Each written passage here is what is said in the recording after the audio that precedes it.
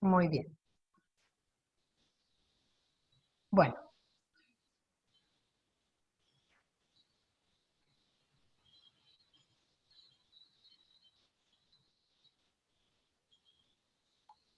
Bueno, entonces, habíamos dicho recién, la diferencia que hay entre una deducción y la otra es el perfil de, ¿sí? Pues eh, en un caso está la solución agitada, en el que vimos recién, en este caso no está agitada. El movimiento era un movimiento netamente difusivo. Participación del analito en el proceso de migración despreciable porque estamos incorporando el electrolito soporte. Bueno, vamos a ver en un ratito cuánto agregamos electrolito soporte. Bueno, la realidad es que la cantidad de electrolito soporte que se agrega es en el orden de 50 a 100 veces la concentración del analito. ¿Sí? Es un dato que es importante a la hora de preparar las soluciones. Bueno, entonces, inicialmente, si vos no agitás la solución, inicialmente vos tenés que, si la solución es homogénea, la concentración es igual a la concentración del seno de la solución y de analito, y de producto no debería haber producto, porque hasta que no empieza a haber reacción, no hay producto. Bien, entonces, en la medida en la que vos vayas entregando trabajo al sistema y se vaya produciendo la reacción, lo que va a pasar es que te vas a gastar los iones de la capa de solución adyacente al electrodo y los vas a tener que empezar a traer, ¿sí? Te vas a empezar a gastar los adyacentes al electrodo, luego los que están más cerquita, luego los que están un poquito más lejos, hasta que en función del tiempo, ¿sí? Los vas a tener que abastecer a la capa de solución adyacente al electrodo desde el seno de la solución. En ese momento, cuando los tengas que traer desde el seno de la solución, por eso cada una de estas curvas son curvas en función del tiempo, ¿sí? Perdón.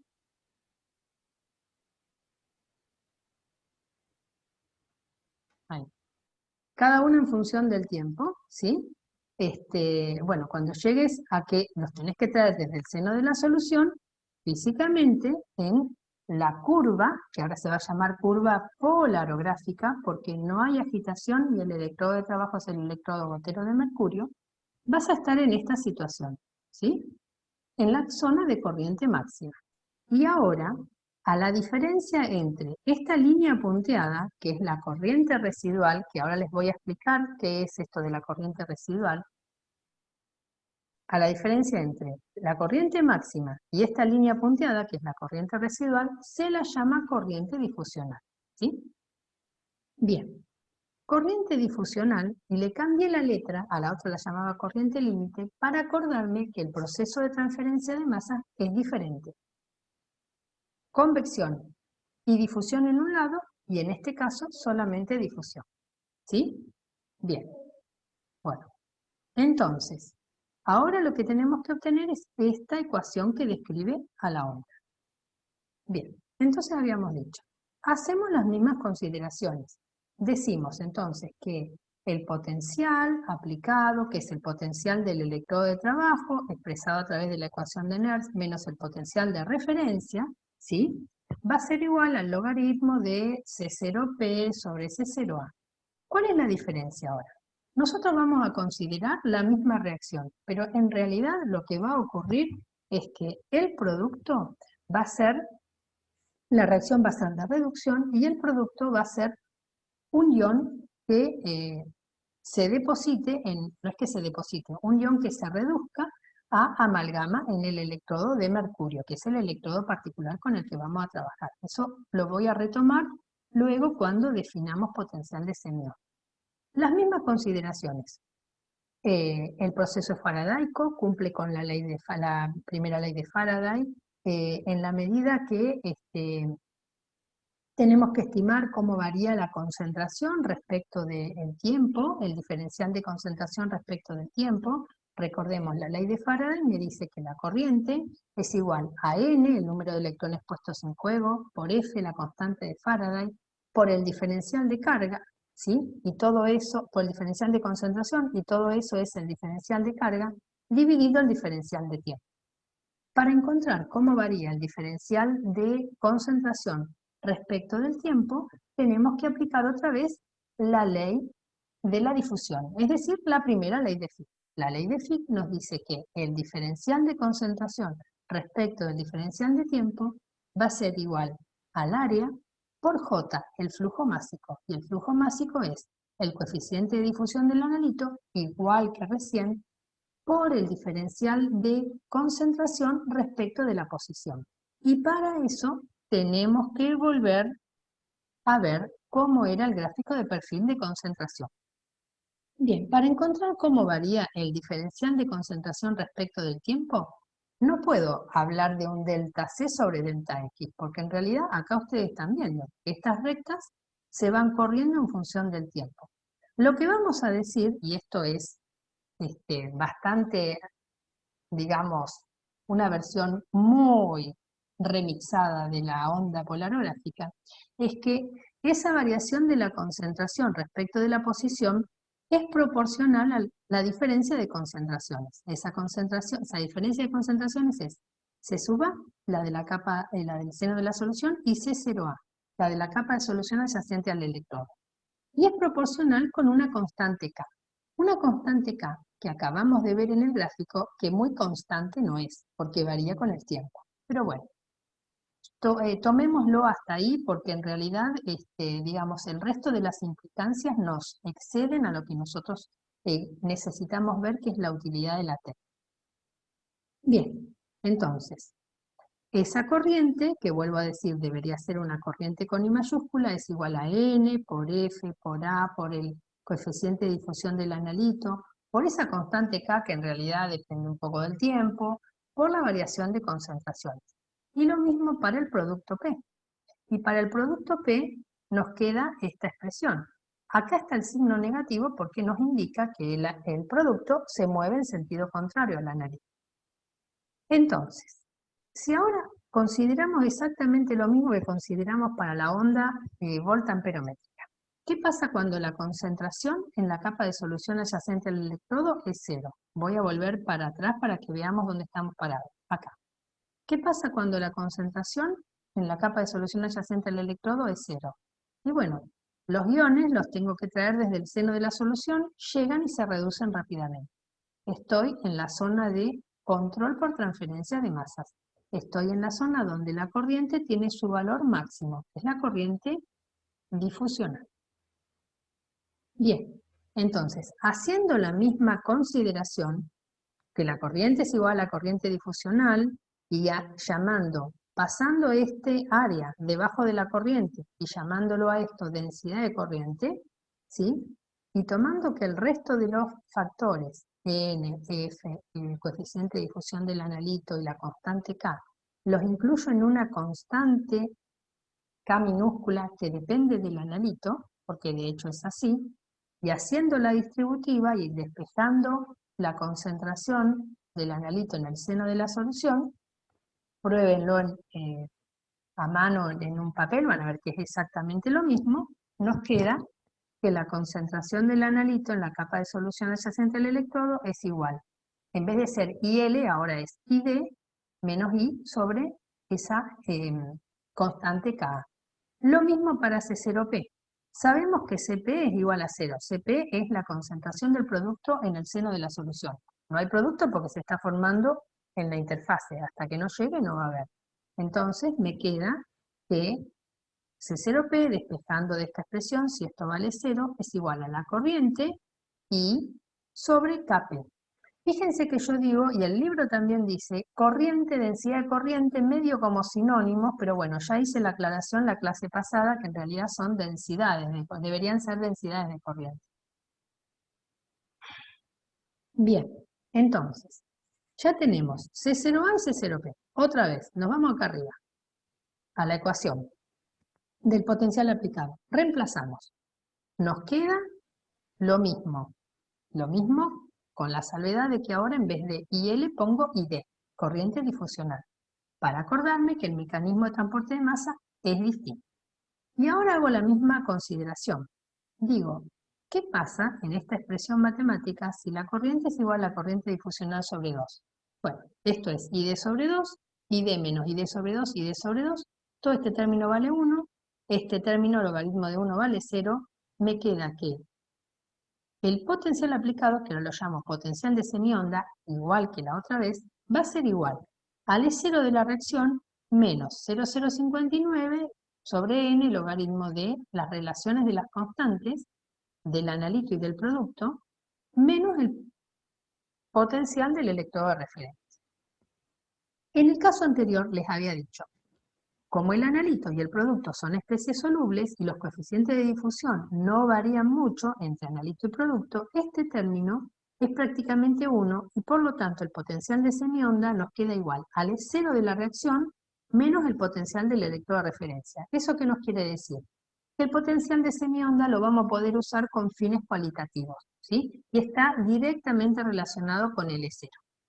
Bien, ¿qué pasa en el caso de polarografía? Bueno, K y Kp no van a ser parecidos. ¿Por qué no van a ser parecidos? Porque dA, el analito, el coeficiente de difusión del analito, tiene un determinado valor porque el analito se mueve en solución, mientras que dP, el coeficiente de difusión del producto, tiene un valor diferente porque el producto es un producto amalgamado, no es lo mismo moverse en agua que moverse en mercurio, por lo tanto, este término no va a poder decirse que es aproximadamente el E0, sino que, bueno, está relacionado con el E0, pero bueno, no se puede, hay que conocer los valores de los coeficientes de difusión para hacer alguna estimación, ¿sí? Esa es la única salvedad. Nos queda entonces que la expresión final para la onda polarográfica es igual al potencial de semionda, E medio, si toda esta expresión la reemplazo en esta ecuación, menos 0,059 sobre n logaritmo de la corriente sobre la corriente difusional menos la corriente. Fuimos capaces de encontrar las expresiones matemáticas que describen la forma de las curvas. Ahora vamos a ver para qué nos sirve esta ecuación de la onda polarográfica y de la onda voltamperométrica y en definitiva cómo procedemos para hacer el análisis cuantitativo, que es lo que más nos interesa. Ya vimos que el cualitativo se debería hacer a través del potencial de semionda. Bueno, para eso, primero que nada, vamos a ver la técnica de polarografía. Polarografía, vuelvo a decir, se llama polarografía cuando el electrodo que se usa es el electrodo gotero de mercurio, se los presento, el electrodo gotero de mercurio, y cuando no hay agitación, es decir, movimiento de mecanismo de transporte de masa solamente difusivo. Bien. La celda que se utiliza, no se asusten, es esta que tenemos acá, la celda polarográfica. Bueno, Cristian tiene un link, armó un videíto que está bárbaro, que les permite ver en vivo y en directo el funcionamiento de la celda polarográfica para que vean cómo se trabaja en la práctica. Así que bueno, los invito a que vean el video. Tenemos la celda polarográfica, ¿sí? Que tiene que tener, como toda celda que se utiliza, es una celda de 3 electrodos. Vamos a encontrar ahora en esta celda los 3 electrodos de lo que estamos hablando. El electrodo de trabajo, que es el electrodo gotero de mercurio. Bueno, miren lo que es. Esto es un capilar de vidrio, ¿sí? Capilar es porque tiene un diámetro, es un tubito de vidrio con un diámetro del orden de un pelo, por eso capilar, ¿sí? Muy pequeño el diámetro. Un capilar que se abastece con esta columna de mercurio y esta columna de mercurio se rellena con este depósito de mercurio. Entonces, se llama gotero de mercurio porque permanentemente se están formando gotitas en el extremo del capilar. Las gotas se forman, alcanzan su tamaño máximo y a partir de ahí caen y se colectan o se juntan en este depósito de mercurio en el fondo de la celda, que es este recipiente de vidrio. ¿Sí? Bien. El electrodo de trabajo. Fíjense que hay un alambre, en realidad aquí hay un alambre de platino que conecta el mercurio, que es líquido, obviamente. ¿Y con qué nos tenemos que conectar en la celda de 3 electrodos?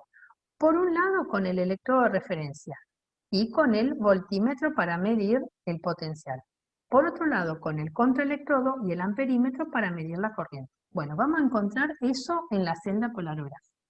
Fíjense, acá tengo el contraelectrodo o electrodo auxiliar de platino, de acero inoxidable, de lo que ustedes quieren. Y vamos a seguir ahora el electrodo, el contraelectrodo. Fíjense, el contraelectrodo va al amperímetro, a la fuente obviamente, y se conecta con el electrodo de trabajo. Mientras la gotita esté pendiendo del capilar, va a haber conexión eléctrica. Cuando la gotita cae, obviamente se pierde la conexión eléctrica. La conexión eléctrica está acá, ¿sí? Bien. Ahora tenemos que encontrar el electrodo de referencia y su conexión con el electrodo de trabajo. El electrodo de referencia lo tenemos aquí. Generalmente es un electrodo de calomel saturado. Y ese electrodo de calomel saturado va conectado al voltímetro con el electrodo de trabajo. Entonces encontramos los elementos de la celda de 3 electrodos en la celda polarógrafa. Lo único que nos falta por nombrar es que esta celda tiene, fíjense, una entrada y una salida para gases. Y lo que se hace es burbujear nitrógeno. Ahora vamos a ver por qué. Bueno, primero que nada, vamos a ver cuáles son las ventajas del uso del electrodo gotero de mercurio. ¿Por qué se usa mercurio? Bueno, la primera ventaja nos tenemos que remitir a cuando describimos el dominio electroquímico del mercurio en el solvente dado. Y habíamos visto que el mercurio, por el elevado valor de sobretensión del desprendimiento de hidrógeno sobre mercurio, nos permite estudiar procesos catódicos. Entonces, en polarografía, estrictamente hablando, vamos a estudiar procesos catódicos de reducción. Entonces, la primera ventaja es el elevado valor de sobretensión del desprendimiento de hidrógeno sobre mercurio que hace posible estudiar reacciones de reducción. Segundo, la formación de amalgamas. Por ejemplo, el potasio se reduce con un valor de 0 de 2,90 y pico. Sin embargo, si yo reduzco potasio a amalgama, lo puedo hacer a un potencial negativo de menos 1,97. Si trabajo en un medio alcalino y solvente orgánico, puedo correr el límite desde menos 1,2 para el desprendimiento de hidrógeno hasta menos 2 y podría incluso hacer que tenga lugar la reducción de potasio a amalgama. Entonces, elevado valor de sobretensión del desprendimiento de hidrógeno. Formación de amalgamas. Se forman, la superficie del electrodo se renueva continuamente. Estamos haciendo medidas entre gotitas nuevas cada vez. Porque recuerden lo que pasaba cuando explicamos la clase pasada, el cadmio en el depósito de cadmio. Los primeros iones cadmio ven, si no fuera cadmio y fuera platino, un electrodo de platino, pero los próximos iones cadmio no ven la misma superficie. Entonces, que la superficie sea reproducible es muy importante. Y eso posibilita justamente lo que dije en la segunda filmina, es que las corrientes que se obtienen son reproducibles, ¿sí? Entonces, sobretensión del desprendimiento de hidrógeno, formación de amalgamas, renovación continua de la superficie del electrodo, corrientes que se obtienen reproducibles, ¿sí? Una Bien, consulta, profe. claro. El hecho de que se esté renovando la gota continuamente, ¿no puede dar lugar a diferencias, Sí, o sea, digamos, de medidas? sí, Y ahora te que, voy a o sea, mostrar incluso lo no que sea hace. error. Sí, sí, sí, muy buena pregunta, Sofía. Ahora te voy a mostrar lo que hace. En la próxima. Te dejo ahí con el suspenso. Bueno, tenemos algunas desventajas en el caso del uso de mercurio. ¿Cuál es la principal desventaja? Y bueno, que este electrodo, el mercurio, se oxida fácilmente. Habíamos visto en el caso de la curva de polarización del electrodo de mercurio en el solvente dado que a un potencial de 0,25 voltios se oxida mercurio. Entonces esa es la primera desventaja. Segunda desventaja, es tóxico, obviamente. Tercera desventaja, hay que destilarlo por lo menos 3 veces antes de usarlo, ¿sí? Bien, y para obtener este polarograma hay que tener ciertos cuidados. Y esos cuidados tienen que ver con por qué uno burbujea nitrógeno. Y uno burbujea nitrógeno porque necesita eliminar el oxígeno disuelto en la celda. Y además tiene que hacer otro agregado que es agregar, además del electrolito soporte, una sustancia, que ahora les voy a contar cuál es, para eliminar los máximos, o un supresor de máximos, que ahora les voy a contar qué es esto del supresor de máximos.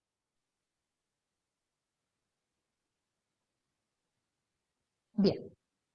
Bueno, vamos entonces a hablar de por qué eliminamos el oxígeno disuelto.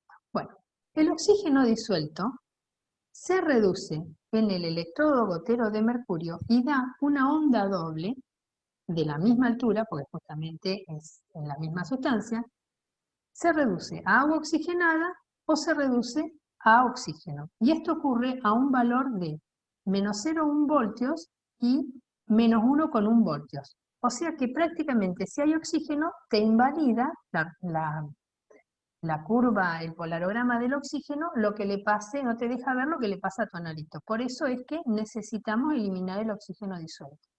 Para eso se burbujea nitrógeno, y generalmente el burbujeo de nitrógeno se hace 30 minutos antes de hacer la medida. Vos no podés burbujear mientras estás haciendo la medida porque estarías agitando la solución, ¿sí? Bien, la otra cosa que puede pasar es que vos esperás obtener un polarograma del libro del tipo sigmoideo, pero muchas veces se obtienen estos que se llaman máximos de corriente. Y entonces si vos querés trabajar en la zona de corriente difusional y tenés esto o tenés esto, te puede molestar. Entonces lo que se hace es agregar un supresor de máximo. El supresor de máximo hace que la curva polarográfica te quede como la línea punteada. Esos supresores de máximo van a leer que no se sabe bien cómo trabajan, pero empíricamente se encontró, y empíricamente quiere decir experimentalmente y medio que, digamos, de pura casualidad, se encontró que si vos agregás gelatina, tritón X100 o rojo de metilo, ¿sí? Cosas que no tienen nada que ver, en una concentración generalmente del 0,01%, una nada, eso hace que no se formen los máximos. ¿Por qué? Andás a ver. Pero bueno, funciona y en la práctica se hace eso para que la curva quede, digamos, para que la curva no tengan estos máximos que te dificultarían a vos a la hora de hacer el análisis cuantitativo. Bueno, entonces ahora le vamos a contestar a Sofía.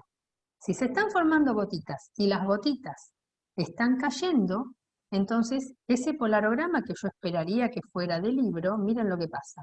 Es como un serrucho, porque cada vez que se produce este serrucho te está diciendo, se está formando la gota, cae la gota, se pierde la conexión, se empieza a formar la gota, alcanza su tamaño máximo, cae la gota, se forma otra, ¿sí? Cada uno de estos serruchitos es una gotita nueva. Entonces, lo que habitualmente se hace es, se elige dónde se va a medir la corriente. Entonces, el polarograma, como se los mostré desde el comienzo de la teoría, es, uno puede decir, bueno, yo te voy a medir en el promedio de las oscilaciones, o te voy a medir en el máximo de las oscilaciones. Son dos criterios, cualquiera de los dos está bien. Lo que tenés que hacer es medir siempre con el mismo criterio, ¿sí? Eso hace que nos independicemos de estas fluctuaciones debidas a las oscilaciones por la formación de las gotitas. Bien, y ahora vamos a hablar un poquito de la corriente residual, que es esta corriente que yo obtendría cuando en la celda polarográfica lo único que hay es una solución con el electrolito soporte. Entonces, ¿por qué estaría midiendo una corriente, que es una corriente muy, muy pequeña? Bueno, esa corriente muy pequeña, que era la línea punteada, que estábamos hablando en el caso de la deducción de la onda polarográfica o de la vuelta amperométrica, tiene dos contribuciones. Una contribución que se llama no faradaica o capacitiva y otra contribución que se llama faradaica, ¿sí? Bueno, la primera contribución, y que tiene que ver con el símil eléctrico de la interfaz electrodo-solución, esta componente no faradaica o capacitiva nos está diciendo que, por primero que nada, lo primero que tenés que hacer es producir la separación de cargas en la interfase. La carga del lado del metal igual a la carga del lado de la solución, igual y de signo contrario, porque la interfase es muy poderosa, eléctricamente neutra, la puedo describir como con el símil eléctrico del capacitor. Bueno, lo primero que vos tenés que hacer es cargar el capacitor. Y eso cuesta, y lo que te cuesta a vos es la corriente capacitiva, ¿sí? Y por otro lado, hay una componente que se llama componente faradaica, que tiene que ver con que en esa componente faradaica se debe obviamente a una reacción redox. Y vos vas a decir, ¿y de quién reacción redox? Si se supone que el electrolito soporte es una sustancia no electroactiva. Bueno, esa reacción redox que se puede producir se puede deber a impurezas que contengan la sal del analito y se puede deber también a trazas de metales que puede contener el agua destilada. Si vos trabajás con una sal electrolito soporte de muy buena calidad y trabajás con agua bidestilada o del tipo agua milicú, ¿se acuerdan que les explicamos la clase pasada y Cristian retomó lo del agua milicú? La componente faradaica de la corriente residual no debería ser prácticamente despreciable y solamente vos tendrías que medir la corriente, la contribución de la corriente capacitiva. Igualmente miren los valores de esta corriente residual, ¿sí? Están muy cercanos a cero, es muy muy pequeña, pero se debe a eso. La corriente que obtenemos cuando colocamos en la celda polarizográfica solamente la solución con el electrolito soporte. Bien, y aquí tenemos la ecuación de la onda polarográfica, y esto está puesto a propósito con la letra I mayúscula, porque hay el Harris versión vieja lo llama con la letra I mayúscula, aunque en realidad es I minúscula porque es una densidad de corriente, pero lo pongo así a propósito para acordarme de decírselos y para marcarles la diferencia. Entonces, en esta ecuación de la onda polarográfica hay dos parámetros que son muy importantes. El E medio, que nos van a permitir hacer el análisis cualitativo, es decir, identificar al analito, decir quién es el analito.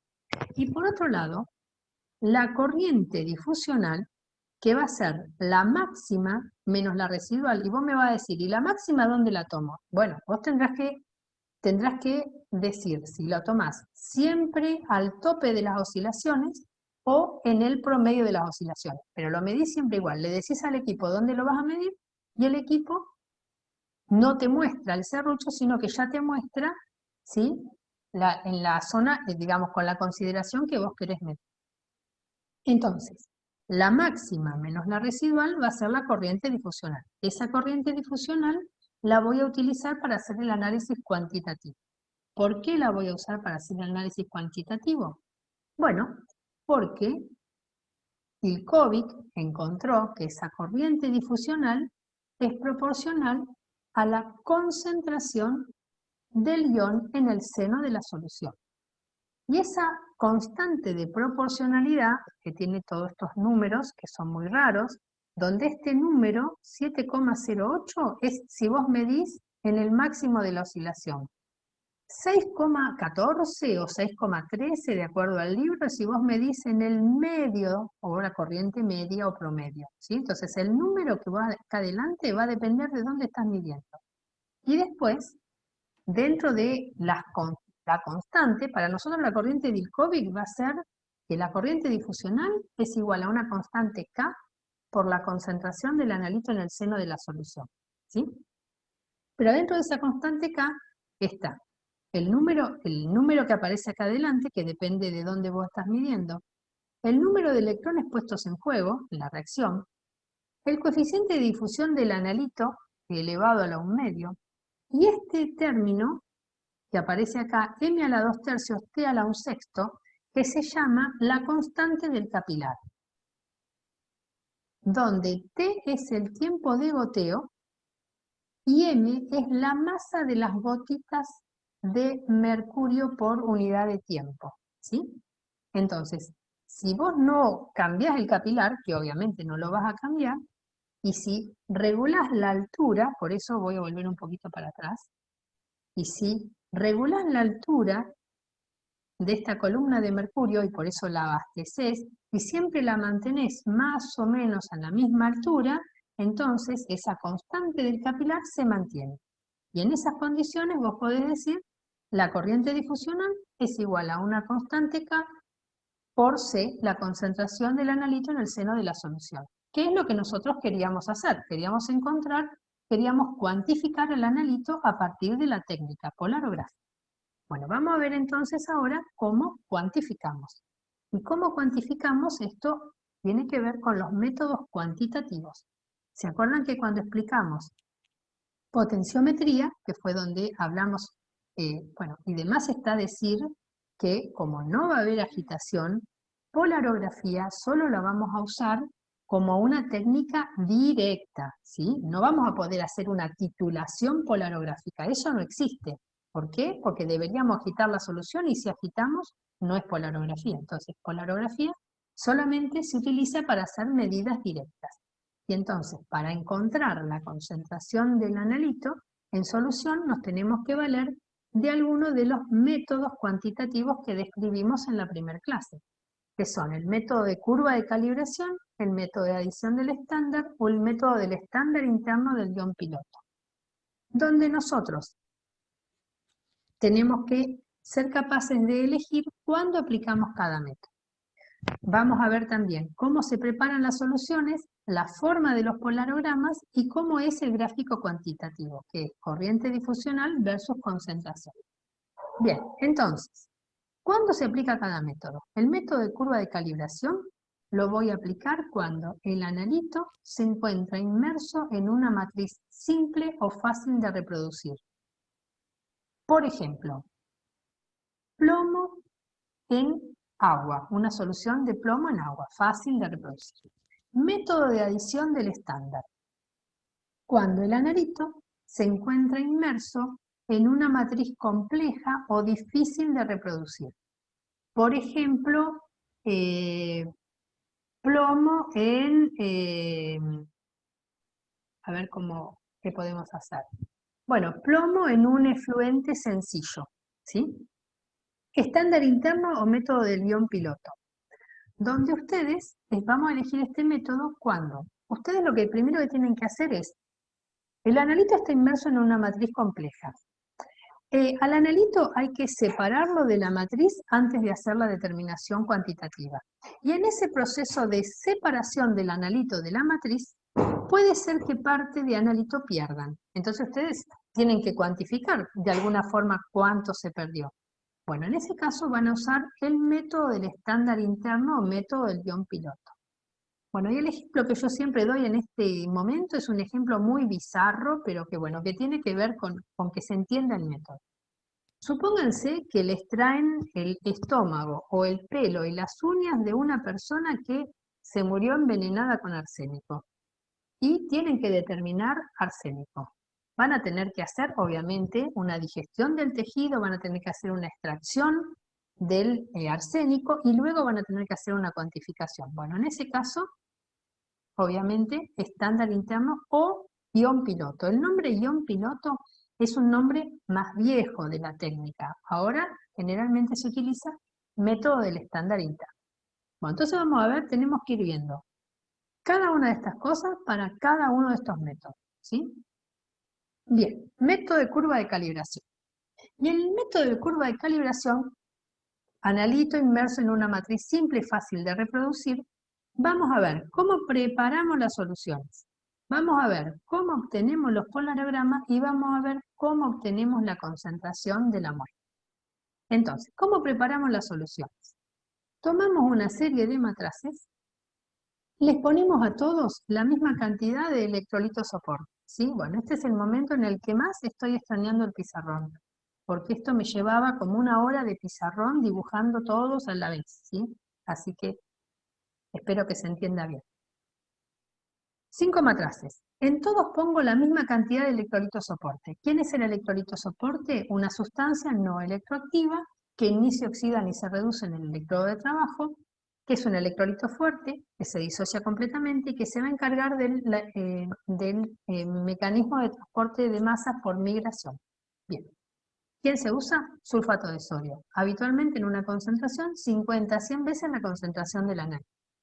Bien.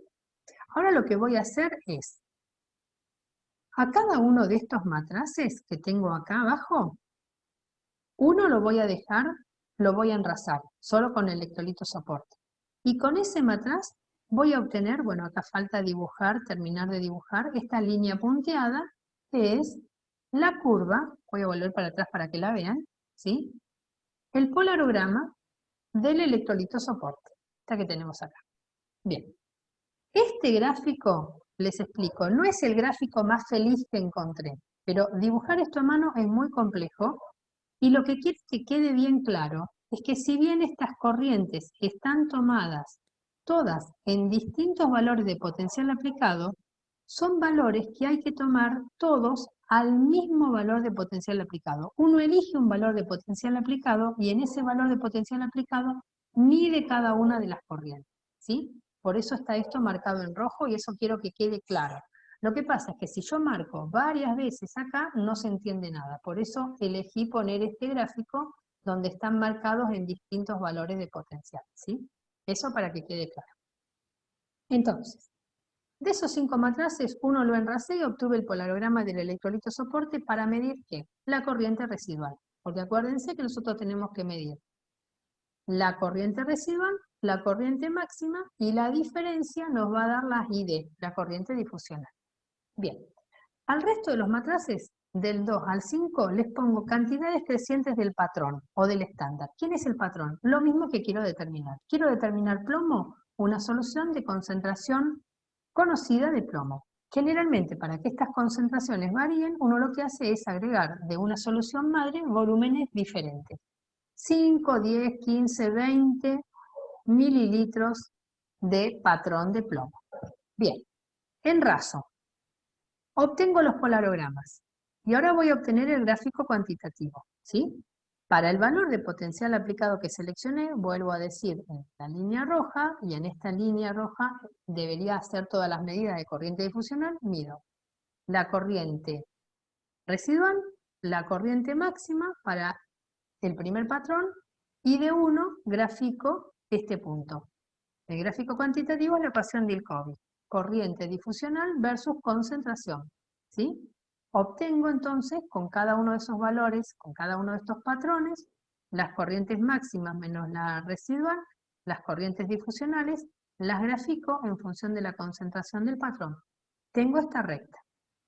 Luego lo que tengo que hacer es preparar la solución de la muestra. Pongo una alícuota de la muestra en un matraz, le agrego la misma cantidad de electrolito soporte, obtengo el polarograma de la muestra, que obviamente va a caer entre los polarogramas, la curva va a caer entre las curvas de los patrones que preparé, mido la corriente máxima, mido la corriente residual, obtengo la corriente difusional, con ese valor de corriente difusional entro en el gráfico cuantitativo, interpolo el valor de la concentración de la muestra, ¿sí? Y obtengo la concentración de la muestra por interpolación.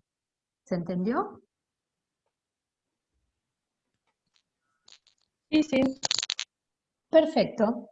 Bueno, entonces les propongo una cosa.